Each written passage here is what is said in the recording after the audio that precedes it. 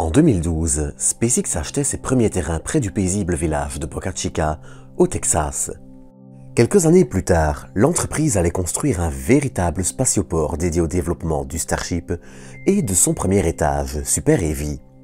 Le site de Boca Chica, aujourd'hui baptisé Starbase, a ainsi vu tout le programme du Starship, des premiers essais du Starhopper en 2019 au vol orbital qui ne devrait plus se faire attendre trop longtemps. Mais, et même si le site est assez intéressant et que les lanceurs qui y sont développés sont plus que fascinants, et bien au-delà de Starbase d'ailleurs, SpaceX a aussi un impact environnemental sur la flore comme la faune, entre autres, et la façon dont la compagnie le gère est parfois pour le moins inquiétant. Dans cette vidéo, j'avais envie de vous proposer de faire un petit tour d'horizon des différents impacts de SpaceX et de certains de leurs projets, Starship et Starlink en premier, sur leur environnement.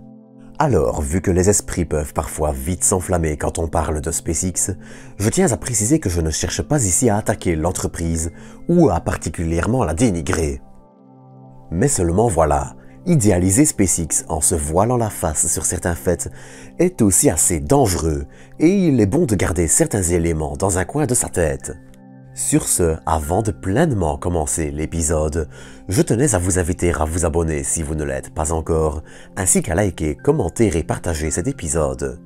Ceci étant dit, je vous propose, avant de parler de Boca Chica, de parler de la question de Starlink. Vous le savez probablement déjà, la constellation dédiée à l'Internet par satellite développée par l'entreprise compte sur une flotte de dizaines de milliers de satellites placés en orbite basse. Et même si la compagnie est encore loin des plus de 30 000 satellites qu'elle aimerait atteindre, une telle constellation poserait au moins deux problèmes. D'un côté, la réentrée dans l'atmosphère des satellites arrivés en fin de vie représenterait, malgré tout, un risque environnemental. Vous le savez, lorsqu'un objet entre dans notre atmosphère, il est généralement carbonisé puis en majeure partie vaporisé par les frottements et la chaleur générés lors d'une réentrée atmosphérique. Or, tant de satellites risquent aussi de signifier que certains composés pourraient se retrouver dans l'atmosphère. Mais attention, on parle ici de quantités qui, même avec une gigaconstellation, restent fines et, très honnêtement, je ne vais pas trop m'attarder sur cet argument qui est encore loin de faire l'unanimité et dont l'impact serait en réalité probablement quasiment inexistant. Il vaut mieux juste garder ce point dans un coin de sa tête et se dire qu'on n'a pas encore assez de données. Le cœur du problème avec Starlink, c'est la pollution lumineuse. Il y a bien sûr, dans un premier temps après le lancement d'une grappe, le fameux train de satellites visible dans les jours suivant un lancement. Mais une fois les satellites placés sur leur orbite, ce train disparaît et n'est donc pas un phénomène récurrent ou particulièrement dérangeant. En revanche, une fois les satellites placés sur leur orbite, ils continuent de réfléchir la lumière du soleil, créant ainsi une pollution lumineuse constante. En fait, ces milliers de petits points en mouvement vont rendre les observations astronomiques, amateurs comme de grands observatoires, bien plus compliquées et commencent déjà. Alors, bien sûr, il y a des solutions permettant de les éviter un tant soit peu. Mais plus leur nombre va grandir, plus ils dégraderont la qualité d'observation et seront difficiles à éviter. Bien sûr, du côté de SpaceX, on ne peut pas dire non plus que rien n'est fait. L'entreprise a déjà tenté de réduire la pollution lumineuse des satellites et essaye, malgré tout, de discuter avec les organismes compétents sur de possibles solutions. Par exemple, l'entreprise a été forcée de trouver un accord avec l'US National Science Foundation pour obtenir les autorisations de lancement pour les premiers 7500 satellites, l'objectif étant ici de tenter d'avoir des garanties quant à leur impact. Mais en l'absence de cadre légal pour de tels projets, SpaceX profite aussi allègrement d'une zone de flou tout en faisant un minimum pour alléger le problème. Bien sûr, il est compliqué pour l'entreprise de trouver une solution parfaite. Pour éviter un satellite de surchauffer, il faut réfléchir un maximum de lumière, et pour éviter la pollution lumineuse, c'est tout à fait l'inverse. Et ainsi, on peut aisément se douter que d'autres projets de constellation souffriront hélas du même problème, à moins que des réglementations plus contraignantes et une évolution des matériaux permettent d'atténuer le phénomène, ce qui est plus que discutable. Mais là où la situation est beaucoup plus inquiétante et délicate, c'est avec le cas de Boca Chica. On n'en parle en effet pas souvent et c'est pourtant important pour la suite, mais le site de Starbase est situé en plein milieu de réserves naturelles et autres parcs nationaux.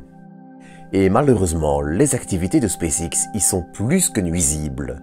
Entre le rejet d'eau parfois incompatible avec leur environnement, sans être non plus pollué mais tout simplement à des températures dangereuses pour la faune et la flore, et le problème de la pollution lumineuse gigantesque du site qui peut dérégler complètement plein d'espèces différentes, de tous ces côtés, malheureusement, SpaceX semble avoir une conscience très limitée de son impact dans la région.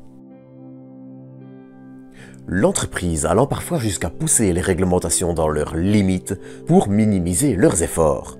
Dans le cas des rejets d'eau dont je parlais, ceux-ci sont en effet soumis à une réglementation et il est fort probable qu'ils n'étaient pas tout à fait dans les limites de ces réglementations.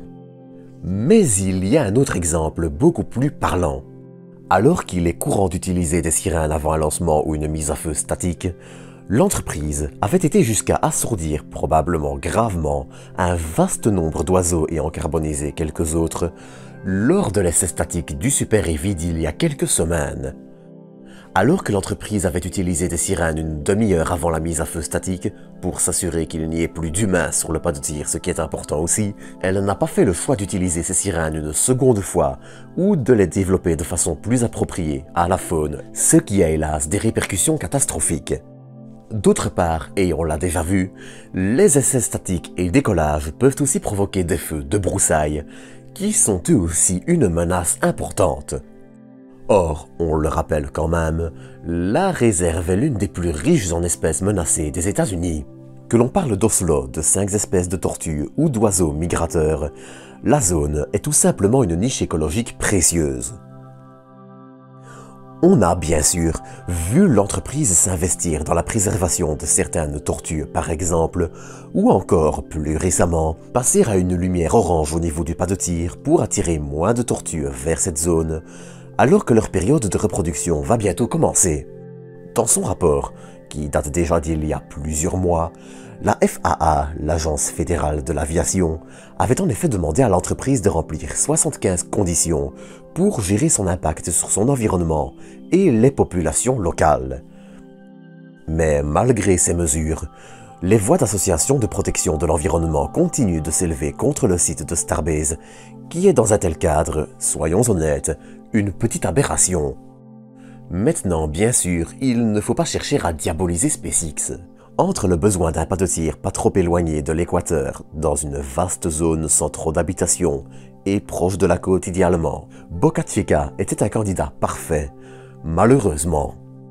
Et hélas aussi, selon certaines associations, les conditions mises en place par la FAA sont largement en dessous de ce qu'il faudrait pour garantir aux oiseaux migrateurs, tortues et autres espèces menacées, un environnement durable qui n'entraîne pas de déclin de l'espèce.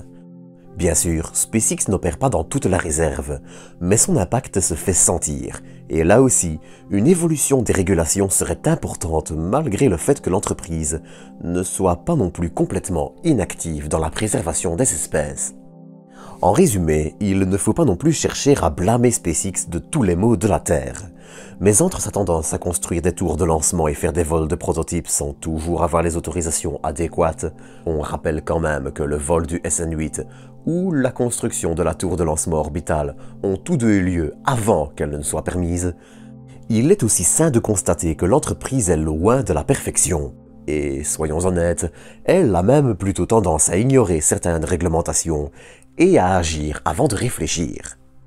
Malheureusement, au-delà des jolis visuels de Starship autour de Mars et de colonies martiennes, il y a aussi la dure réalité du terrain qui s'impose et qu'il serait peut-être temps de prendre aussi en compte.